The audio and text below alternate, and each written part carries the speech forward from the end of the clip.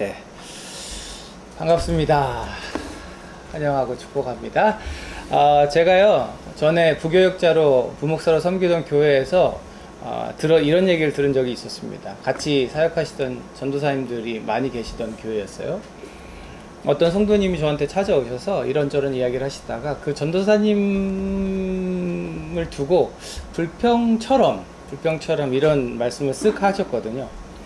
아무개 전도사님은 우리 교회에 오신 지 좀 됐는데 아직도 이 교회 이러시더라고요. 우리 교회라고 안 하고 이 교회 이러시더라고요 하고 좀 불편하다고 저한테 그렇게 쓱 이야기를 하시는 거예요. 꽤 오래 같은 교회에서 사역했는데 우리 교회는 이래요, 우리 교회는 이렇잖아요 라고 말 안 하고 이 교회는 그래요 라고 말하느냐는 거였죠. 우리라는 표현을 국어사전에서 찾으면 이렇게 나옵니다. 말하는 이가 자기와 듣는 이 또는 자기와 듣는 이를 포함한 여러 사람을 가리켜서 말하는 1인칭 대명사. 그러니까 자기를 포함시켜서 말할 때 우리라는 말을 쓴다는 거예요. 근데 이 교회 하니까 꼭 그 자기는 빠지고 이 교회 사람들만 구분해서 이야기하는 것 같아서 섭섭했다. 뭐 이런 이야기를 잠깐 하신 적이 있었습니다.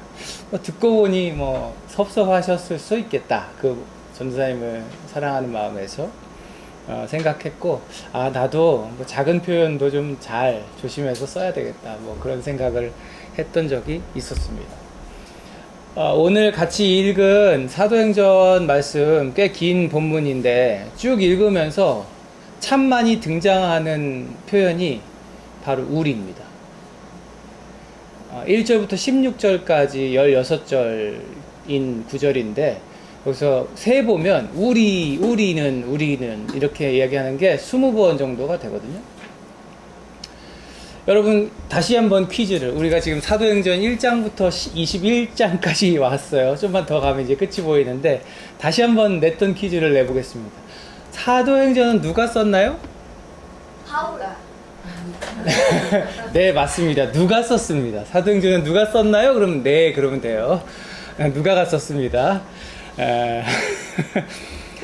사도행전을 쓴 누가가요, 이제 21장에 들어서면서 앞전에 보면 여러분 그걸 발견하셨는지 모르겠는데 앞에서는 이전까지는 바울과 바나바가 바울 일행이 이렇게 쓰던 이제 누가가 이제 21장에 들어서면요, 우리가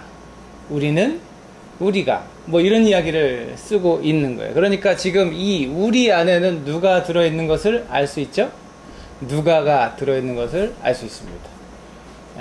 누가복음과 이 사도행전을 썼던 누가가 기록하고 있고, 이제는 누가가 우리가 어디로 갔고 어디서 얼만큼 머물렀다고 상세하게 이 돌아가는 여정을 기록하고 있습니다. 우리는 지금 바울의 3차 전도 여행을 살펴보고 있고요. 1차, 2차 끝나고 3차가 지금 끝나면서 이 그리스와 터키를 지나서 다시 이스라엘로 돌아가는 그 여정을 지금 기록하고 있는 장면입니다. 여러분 기억하세요? 처음 바울이 1차로 전도 여행 떠날 때 바울은 누구와 함께 같이 갔습니까? 이러니까 또 누가라고 해야 될 것 같죠? 아니고 바울과 바나바를 따로 세워 보내라, 성령의 그런 명령이 있었잖아요. 그래서 처음 1차 전도여행을 떠날 때는 바울은요, 바나바라고 하는 사람과 같이 출발을 했었어요.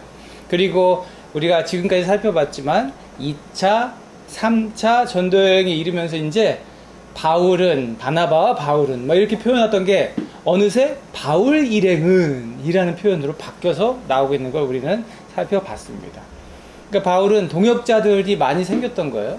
그 동역자들과 함께 따로 또 같이 이렇게 어디로 같이 흩어졌다가 모였다가 이러면서 지금 전도도 했고 교회도 세웠고, 세워진 교회를 찾아가서 성도들을 이렇게 또 격려도 하고 권면도 하고 이렇게 해라 저렇게 해라 또 지시도 하고 그러면서 이제 전도 여행을 다녔던 거죠. 어느새 그러다 보니까 표현이 바울과 바나바는 하다가 바울 일행은 하다가 이제 우리는 이라고 나오는데, 기억나세요? 그 우리 안에 누가 있을까?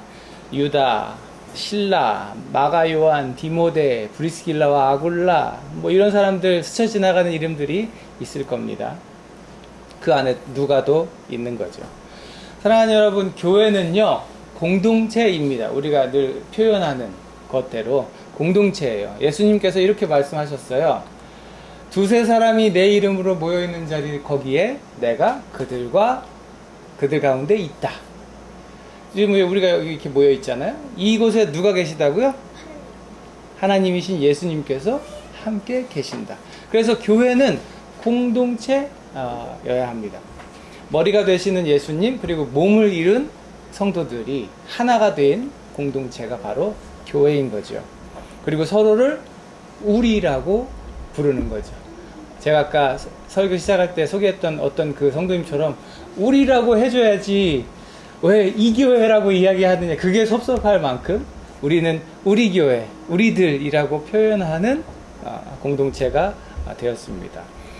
그 교회 공동체는 함께 울고 함께 웃고 서로 위에서 애쓰고 힘쓰는 공동체죠. 그래서 한국의 유명한 교회 중에 분당 우리 교회라는 교회가 있죠. 함께 웃고 함께 우는 뭐 거기 표어가 그랬던 것 같아요. 바울 일행도 그랬습니다. 어려운 일 많은 전도 여행 가운데 동역자들이 생겼고 서로 격려하고 서로 도와주는 우리들이 생겼어요. 예수님이라는 울타리 안에서 함께 머물면서 복음이라는 하나의 진리를 딱 붙들고 서로를 위해 아낌없이 섬기는 사람들, 그것이 이제 교회 공동체, 신앙 공동체였던 거죠. 로마서 8장에서 바울이 이런 얘기합니다. 하나님을 사랑하는 사람들, 곧 하나님의 뜻대로 부르심을 받은 사람들에게는 모든 일이 협력해서 선을 이룬다는 것을 우리는 압니다. 교회 공동체는 이런 공동체라는 거예요. 주님 안에서 부르심을 받은 우리 모두가 합력하여 선을 이루는 사람들이다. 오늘 본문에서도 그런 모습이 발견되고 있는 거예요. 우리는, 우리가, 우리는 하고 이야기하고 있는데, 사도행전 20장을 지나서 21장으로 오면서, 여러분 기억나세요? 지지난주에 나눴던 말씀? 바울이 이렇게 장로들 잔뜩 모아놓고 고별 설교하던 내용? 이제 나 가면 내 얼굴 못 봐요 막 그러고 이제 울고 헤어지던 모습 생각나세요? 이제 저기 가면은 거기서 고난 당할 거예요. 이야, 그렇지만 나는 가요. 그러니까 가지 마세요 막 울고 서로 부둥켜 안고 눈물로 기도해 주던 그 사람들의 모습, 그게 교회의 모습인 거죠. 사랑하는 여러분, 우리 교회도 그런 교회인 줄로 믿습니다. 네, 우리 교회도 예수님 안에서 성령으로 충만해서 서로 사랑하면서 섬기는 아름다운 공동체 되기를 바랍니다. 저렇게 거꾸로 보든 똑바로 보든 함께 더불어 모여서 함께 신앙생활을 할 수 있다는 건요, 주님께서 주신 큰 축복입니다. 사실 우리가 어떤 때는 그냥 너무 당연하게 함께 모이지만 이렇게 함께 모일 수 있는 것은 하나님 주신 큰 은혜다. 그 축복을 마음껏 누리는 저와 여러분 됐으면 좋겠어요. 그런데 오늘 이렇게 이 우리가 막 가고 있는데 이 안에서 충돌이 여러 번 발생하는 것을 우리가 발견하게 돼요. 무슨 충돌인지 한번 봅시다. 4절 보면요, 제자들을 찾아서 만나고 머물렀는데, 그런데 그들은 성령의 지시를 받아서, 이게 중요한 부분입니다. 성령의 지시를 받아서 바울 보고 예루살렘 가지 말라고 간곡히 말하였다. 바울은 지금 예루살렘으로 가는 길인데 사람들이 가지 말라고 말려요. 근데 누구의 지시로 말려요? 성령의 지시로 바울을 말리고 있습니다. 그러나 우리가 5절에서 보는 것처럼 바울은요, 그들의 간곡한 부탁을 단호히 떠나는 것으로 이렇게 거절합니다. 네, 여기서 이제 떠나는, 그러나 머물 날이 다 찼을 때 우리는 그곳을 떠났다 하고 이어지죠. 우리는 바울이 왜 이러는지 알고 있어요. 왜 이렇게 단호하게, 단호박으로 만류하는데도 떠나고 있는가? 우리 20장 후반부에서 이런 장면 봤잖아요. 나는 이제 예루살렘으로 가는데 왜 가느냐? 성령에 매여서 예루살렘으로 가는 길입니다. 지금 바울이 예루살렘 가는 이유가 뭐래요? 성령께서 시켜서, 성령께서 그런 마음을 주셔서 가는 거라는 거예요. 나 거기서 무슨 일 닥칠지 몰라요. 근데 나를 기다리고 있는 게 좋은 일이 아니라는 건 알아요. 환난과 박해가 날 기다리고 있는 건 내가 알지만, 누가 가라 마음 주시니까 간다? 성령이 가라 하시니까 가는 거다. 사람들이 만류하지만 바울이 단호히 떠나는 것은 성령의 지시를 붙잡고 가는 것이기 때문에 그래요. 자신을 기다리고 있는 일이 힘든 일인 건 나도 다 알지만 성령께서 내게 이끄심을 주시니 내가 갈 수밖에 없습니다. 이렇게 단호하게 얘기했잖아요. 그래서 떠났단 말이에요. 근데 이제 가이사랴에 가서 또 이런 일이 있는 거예요. 거기에 여러 머물고 있는데 유대에서 내려온 아가보라는 예언자가 와가지고요. 갑자기 띠 하나를 딱 가져다가 자기 발을 묶고 손을 묶은 다음에 이 띠의 임자가 예루살렘으로 내려가면 이렇게 될 겁니다. 유대 사람들이 이 사람을 이렇게 묶어가지고 이방인한테 넘겨줄 거예요 라고 말합니다. 그러니까 그 띠가 누구 건지 이미 아는 사람들이 어떻게 해요?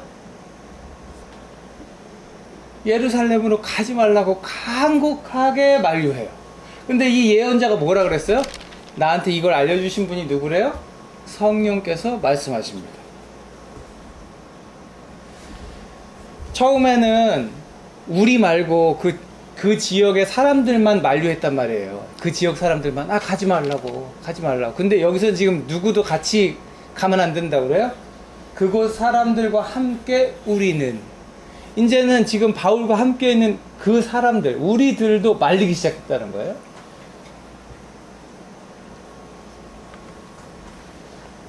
그때 바울이 이렇게 대답하죠. 왜들 이러십니까? 왜 울면서 13절 보면 왜 울면서 내 마음을 아프게 합니까? 나는 주 예수 이름을 위하여 예루살렘에서 결박을 당할 거 내가 알아요. 그것뿐만 아니라 목까지도 각오하고 있습니다. 죽음까지도 각오하고 있습니다. 사랑하는 여러분, 누가 여러분 손발을 묶어갖고 질질 끌고 가면 행복한 일입니까? 즐거운 일입니까? No. 손발이 묶이고 감옥에 갇히고 매맞고 욕먹고 온갖 거짓말에 휩싸이고 그렇게 공격받는 일을 즐거워할 사람은 아무도 없습니다. 바울도 마찬가지예요. 그거 좋아서 가는 거 아니죠. 그럼에도 불구하고 바울은 그 모든 것을 각오하고 있다고 말하고 난 죽음까지도 각오합니다. 그리고 떠나요. 왜? 왜요? 그 모든 일들이 성령에 매여서 분명히 자기에게 주어진 사명이라는 것을 하나님 나라를 위해 자기가 감당해야 하는 일이라는 것을 바울은 너무나도 잘 알고 있기 때문이죠. 제가 이 지금 사건을 두고 충돌이 일어나고 있습니다라고 표현한 데는 이유가 있어요. 보세요. 말리는 사람들도 누가 시켜서 말려요? 성령이 시켜서 말려요. 예언하는 사람도 누구의 말씀을 듣고 예언해요? 성령의 말씀을 듣고 예언하고 있어요. 그런데 그거 뿌리치면서 간다는 사람도 누구의 인도하심을 따라 가고 있어요? 성령의 인도하심을 따라 가고 있어요. 그러면 이 성령 다르고 저 성령 다르고 뭐 다른 거예요? 그렇지 않을 거라는 걸 우리가 알죠. 그러면 이 상황은 도대체 뭔가? 가면 어려운 일 당한다고 경고하는 것도 성령이고 바울더러 가지 말라고 말리는 사람들의 마음도 성령이 계시고 바울도 성령에 매여 있고 같은 성령이 다른 말을 자꾸 하시는 건가? 아니요, 그렇지 않습니다. 우리가 알고 고백하는 것처럼 성령의 말씀은 틀림이 없고 이 모든 사실이 사실은 충돌하는 것이 아니라 각자에게 주어진 역할이고 그 역할에 이 사람들은 충실하게 순종하고 있다는 것을 우리는 기억해야 합니다.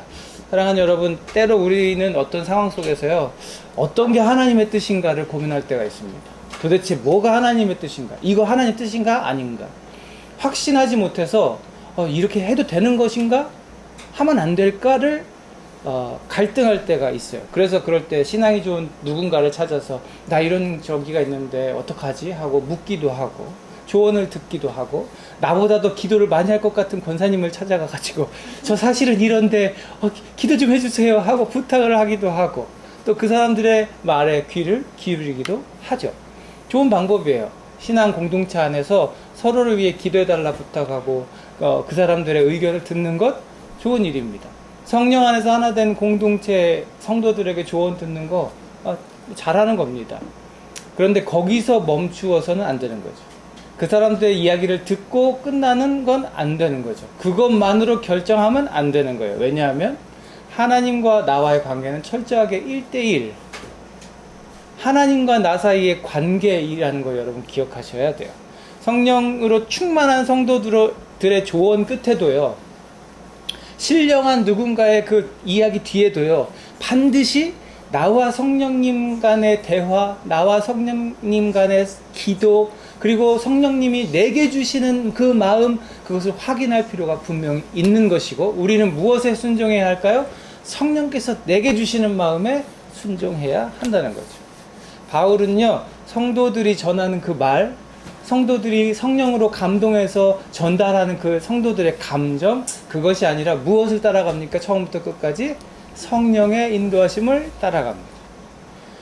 알았을 거예요. 저들이 지금 성령으로 충만한 사람들이라는 거 알았을 겁니다. 그들이 자신을 얼마나 아끼고 사랑하는 사람이 있는 줄 바울이 다 알고 있죠. 그러나 바울이 분명하게 확신하는 건 뭐예요? 자기가 성령께로부터 받은 사명. 충돌하는 그 상황 가운데서 내 사명이 너무 분명하기 때문에 그 사명을 따라 나아가는 결단, 두려움 없이 물러섬 없이 그 길을 가기로 작정하는 일이 있었던 거죠. 바울의 그런 모습에 이제 성도들이 더 이상 말리지 않아요. 그러면서 뭐라고 합니까? 바울이 우리의 만류를 받아들이지 않으므로, 우리의 만류예요. 그 모든 사람들의 만류. 우리는 이제 뭐라고 말해요? 그래요. 그러면 주님의 뜻이 이루어지기를 빕니다. 여러분, 이거 너무 익숙한 장면 아니에요? 이건 너무 힘들잖아요. 이거 괴롭잖아요. 그러나 하나님의 뜻이 이루어지기를 바랍니다. 이거 되게 익숙한 장면인데, 이 장면 보면서 저는 단번에 떠오른 분이 계셨어요. 십자가를 지시기 전에 이제 인자가 떠날 때가 되었다 자꾸 말씀하시는 그분. 근데 사람들이 어디 가냐, 도대체 어딜 가신다는 거냐 막 이해하지 못하고 알아듣지 못하고 이해하고 3번이나 나는 갈 거다, 나는 갈 거다, 나는 갈 거다 하시고, 십자가 지시기 전날에 그분이 온몸에 땀이 핏방울이 되도록 기도하죠. 이 고난의 잔이 좀 넘어갔으면 좋겠다. 왜? 육신을 입고 있잖아요. 육신의 고통이 얼마나 끔찍할 걸 알고 있잖아요. 그것만큼 고통스러운 게 어딨어. 그러나 내 뜻대로 마시고 아버지의 뜻대로 되기를 원합니다. 이렇게 기도하셨던 그분, 아버지의 뜻대로 하옵소서, 예수 그리스도가 우리는 떠오르게 되죠. 아버지, 이 잔이 하실 수만 있으면 내게서 지나가게 해주십시오. 그러나 내 뜻대로 하지 마시고 아버지의 뜻대로 해주십시오. 사람들도 그렇게 바울에게 말하는 겁니다. 그래요, 당신이 그렇게 가야 한다면 주님의 뜻이 당신을 통해 이루어지길 빕니다. 예수님도 예루살렘 향해 가시는 길이었어요. 바울도 지금 예루살렘으로 가는 길입니다. 자신에게 임박한 고난을 예수님도 말씀하셨고, 바울도 자신에게 임박한 고난을 어렴풋이나마 알고 있어요. 그러나 그때 내 뜻이 아니라 하나님의 뜻을 외쳤던 바울의 모습을 보게 되는 거죠.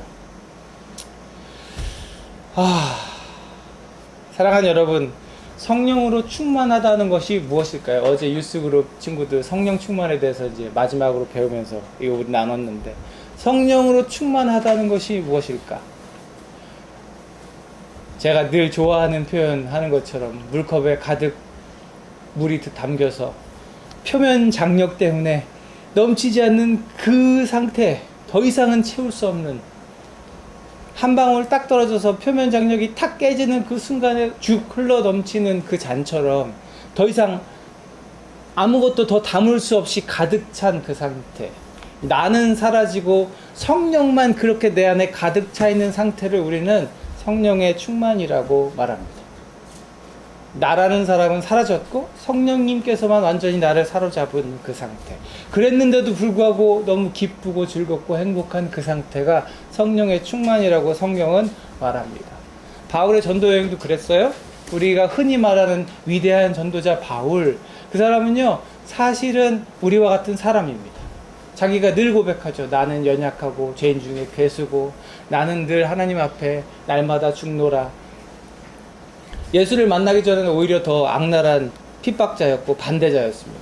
그랬던 그가 스스로 훌륭해서 위대한 전도자가 된 것이 아니라는 걸 우린 늘 생각할 필요가 있죠. 성령께서 충만하게 사로잡아 주셨기 때문에 그 연약한 한 사람의 인간도 그렇게 위대한 바울이 될 수 있었다는 것. 하나님이 원하셨고 찾아와 주셨고 만져주셨고 끌어주셨기 때문에 그 사명을 감당했다는 것을 우리는 기억해야 하는 거죠. 이미 우리는 여기 우리가 됐잖아요. 저희 가정을 보세요. 우리 가정을 보세요. 완이와 민지 둘이 만났지만 어느새 5이 돼 있는 우리 가족처럼 우리 교회도 어느새 그렇게 하나님 사랑하시는 사람들로 수를 더해갈 줄 믿습니다. 그리고 그 수를 더해가는 우리 교회가 성령으로 충만한 공동체가 되기를 간절히 소망합니다. 서로가 성령으로 충만해서 서로 격려하고 위로하고 서로를 위해서 기도해주고 보듬어주고 우리라고 하는 그 서로 아름다운 공동체를 이어나갈 수 있었으면 좋겠습니다. 그리고 우리들은 어떠한 어려움과 어떠한 환란이 기다리고 있을지라도 담대하게 나는 예수로 만족합니다라고 결단하면서 고백하면서 그렇게 승리하는 공동체 됐으면 좋겠습니다. 그렇게 우리를 통해 하나님의 뜻이 이루어지기를, 우리를 향한 주님의 뜻이 이루어지기를 간절히 소망합니다. 성령의 뜻이 나의 뜻이 되고 성령님이 인도하시는 그 길이 우리의 길이 되고 성령으로 충만한 우리들의 기도는 언제나 주님의 뜻대로 되기 원합니다 라는 기도가 될 수 있다면 우리 참 아름다운 공동체가 될 수 있겠다. 주님의 이름으로 그런 공동체 되기를 축복합니다. 기도하겠습니다. 하나님 감사합니다. 성령에 충만하여 하나님 맡기신 사명을 감당했던 바울의 일행 그들을 우리가 살펴봅니다. 성령에 사로잡혀서 어떠한 상황 가운데서도 그 성령을 붙들고 하나님의 뜻을 이루어냈던 그 신앙의 선배들처럼 우리도 오늘 우리의 삶의 자리에서 성령에 붙들려서 성령으로 충만하여서 우리에게 맡겨주신 가정과 직장과 학업의 현장 가운데 하나님의 뜻을 이루어내는 자들 다 되기를 원합니다. 부족하고 연약한 우리들 성령님 붙들어 주시고 오늘도 승리하는 귀한 날을 살게 하여 주옵소서. 이제는 우리 구주 예수 그리스도의 은혜와 아버지 하나님의 무한하신 사랑하심과 성령님의 내주 감화 감동 교통하심이 주의 뜻을 이루어 주옵소서 하고 간절히 기도하며 오늘도 주께서 함께 하시는 길을 오롯이 걷겠다 결단하고 다짐하는 주의 사랑하는 백성들 머리 위에 저들의 삶의 모든 자리 위에 이제로부터 영원토록 함께 하시옵기를 간절히 축원하옵나이다. 아멘.